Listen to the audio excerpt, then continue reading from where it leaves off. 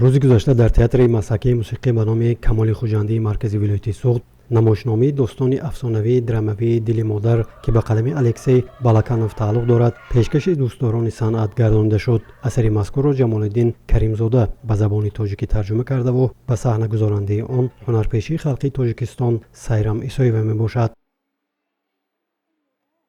ارزوی درینه من بود در صحنه در باره مادر یگان نمایشنامه مانم و بینید که در بین دراماتورگان تاجیک این چیز پیدا نکردم. دراماتورگ کلمیک بالاکایف در باره مادر همین اثر را نوشته است با نام دل مادر.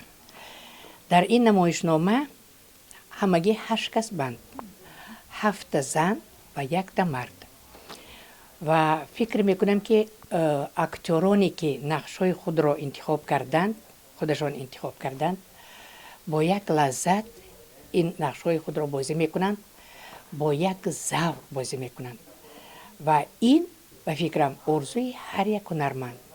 حال اون که در چنین نمایشنامه بازی کردن موضوع مادر، فرزندا، مناسبت فرزند و مادر، مهربانی، غمخواری نسبت مادر، عزت و احترام نسبت مادر.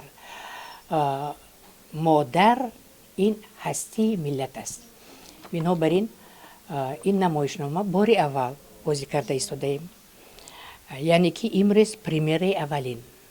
داستان دل مادر پاسبان ظرف مقدس عمر جاودانی است. این اثر درباره مهر فداکارانه و بی‌پایان مادران نسبت به فرزندان است که عادتاً قوه مقدس این محبت را دیر درک می‌کنند. در این نمایشنامه هنرمند 83 ساله تئاتر و سینما گوهر تاجیبویه نقش مادر پیرانسال را آفریده و میگوید که شاید این نقش آخرین او باشد. این نقش یک زنی دانا، همه چیز میدانستگی، یاری میدهد، مصلحت میدهد. جوانان آمده میپرسند که چیکار کنم، به من یاری دهید، به من مصلحت دهید.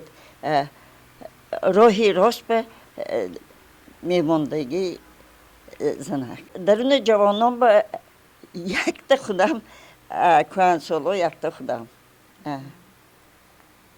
میگفتید این نقش برای شما؟ این نقش برای من آخرین نقش.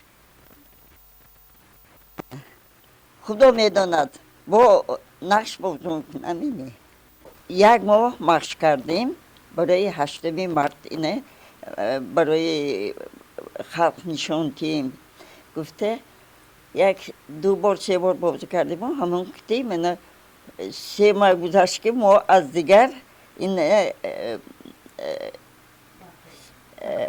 از دیگر به صحنه گذشته.